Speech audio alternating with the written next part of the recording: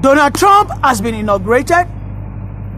What is the fate of the Igbos in Nigeria and Africa at large? And also, we understand that Tinubu wasn't invited. He is fidgeting. In fact, nobody knows where he is. What beholds him when it comes his second tenure? Welcome, Maziraf. What's your reaction? Before touching on Tinubu's issue of fidgeting and checking as a result of non-invitation from the Oval Office of White House to grace the 47th inauguration of American presidency, which of course you've seen Trump has carried the day. Then I will talk about the Igbo's position. The Igbos are highly elated, in high spirits, because Trump has come for the second tenure, and hopefully we are looking forward for the redemption of all Trump's promises to the Biafran nation. What promise am I talking about? Trump has actually promised us that he's going to give it to us. I mean, the sovereign state of Biafra, actualization of Biafra, and the emancipation of the Prince of Africa called Biafra. Igbo land, there is this kind of jubilation since yesterday. Very late night, people, children, men, women were drinking out, celebrating, clubbing, everywhere at Onitsha, Oka, Axis, Adinewi, Aba, Enyimba City, and Owerri. There was much more celebration because a man who is very, very positive to the Igbos, he has come to power at White House.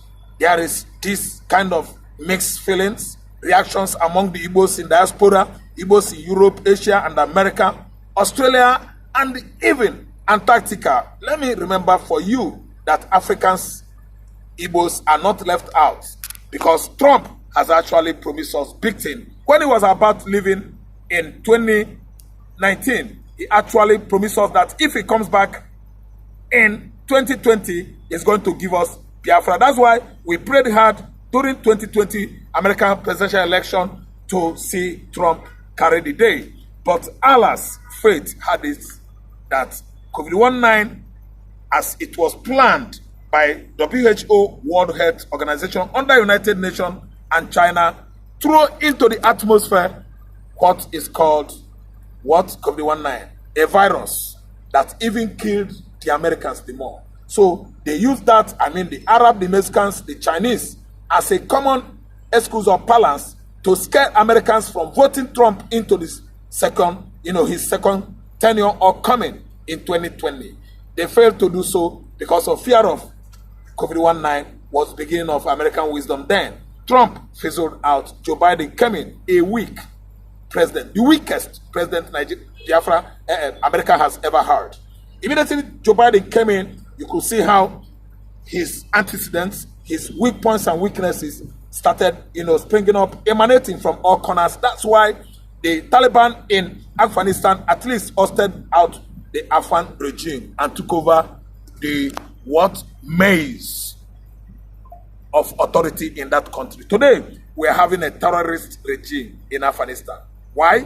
Because of Democrats. Democratic Joe Biden failed to uphold his promises to the Afghanistan. Well, yesterday, Donald Trump, in his speech, or today, earlier this morning, he has said that he will fight for the liberation of everybody seeking emancipation. And I think this is a direct speech to the Biafrans. Yes. Not only did he say this, we saw in the inauguration eminent and prominent Biafran leaders and representatives. It seems, finally, the day of light has shone on the flag of Biafra. Yes, if you ask me, I will tell you that actually the ego has landed. Who is the ego? What is the ego? Biafra is the ego. I'm talking about the Prince of Africa that will be exonerated up to that most dreadful thing that will happen to Nigeria is emancipation, liberation of Biafra. See, let me tell you, invitation of most of the Biafra, political giganos and the Igbo politicians and the dignitaries, in diaspora has felt that Donald Trump was in the past carrying the issue of Igbo man at mind. In his heart, he actually knows it that if he takes position of authority once again in the United States, Biafra will be freed. I told you that all the invitees, they are trying to tell the whole world that we were part of Trump's success in the past. And presently, we unanimously came together last year, November, and voted for Trump. All the Biafrans in America actually partook on the voting, electionary process that brought Trump into power. And the Igbos are not hiding it out, because they actually know that our best friend on the earth today is American president. He is a German Jew. Igbos are the black Jews from God. And today, we are seeing it playing out, coming out, that Biafra emancipation is so imminent, very, very palpable, tangible. You can touch it. And Tinubu's Asurok, the office of Nigerian presidency, is fidgeting, shaking, intimidated, and at least evaporating into the air as a result of fear of the unknown. So why was Tinubu not invited? Yeah, he's not invited because he has many issues when he was living in Chicago.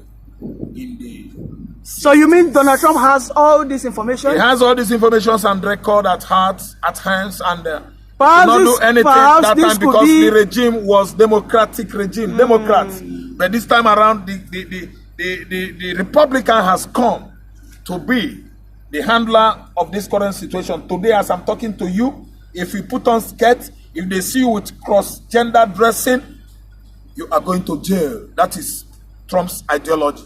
Do's and don'ts from the Republican is what is going to at least take its hold now in American legal system. The legal system in New York, in Maine, in Dakota, everywhere in California should be controlled, should be under Trump's administration. So I want to believe that the information Trump has towards Tinubu are one of the tools he will use to negotiate. Perhaps when he demand or instruct. It's not met up with. When he instructs Tinubu to release Nnamdi Kanu, if he fails, he might just expose those, those anomalies. I mean, those anomalies and those records, commitments that Tinubu might have. And it's coming out with much documents, as numerous as many of them, up to 80 documents that was, flinged into internet during Nigerian presidential election of 2023. When the FBI just thrown it out on internet, these are all his commitments, what he committed in the past that was illegal in Chicago.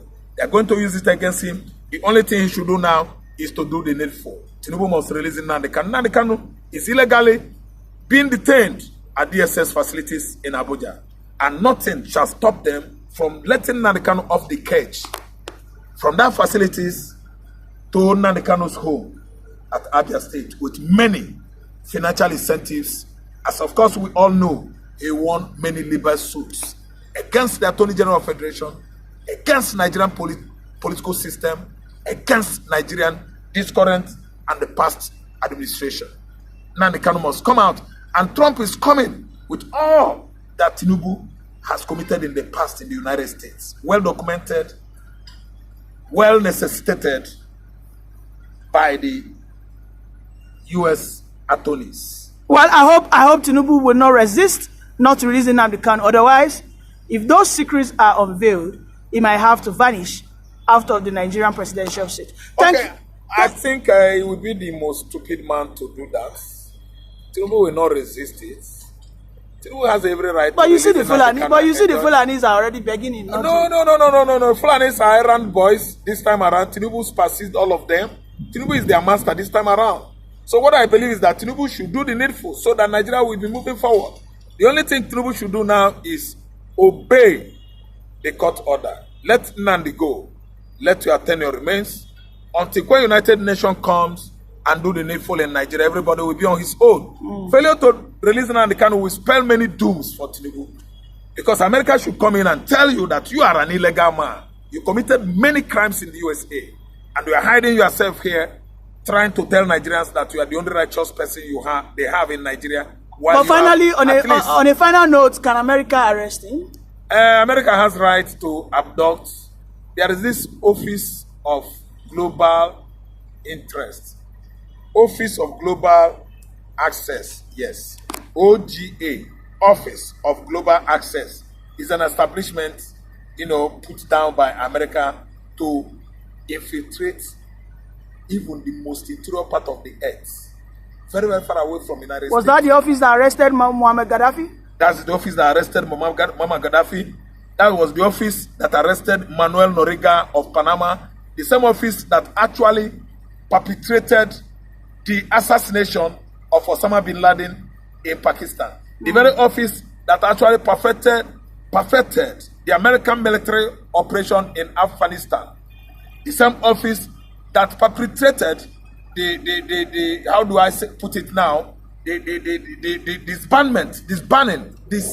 banning of the former USSR in 1990-91. The office that successfully made sure that the American political system succeeded on disintegration of the 16th federation of federatives that made up of the former USSR in 1990-91. OGA, Office of Global Access. So at this stage, they do it and succeeded by kidnapping Manuel Noriega of Panama.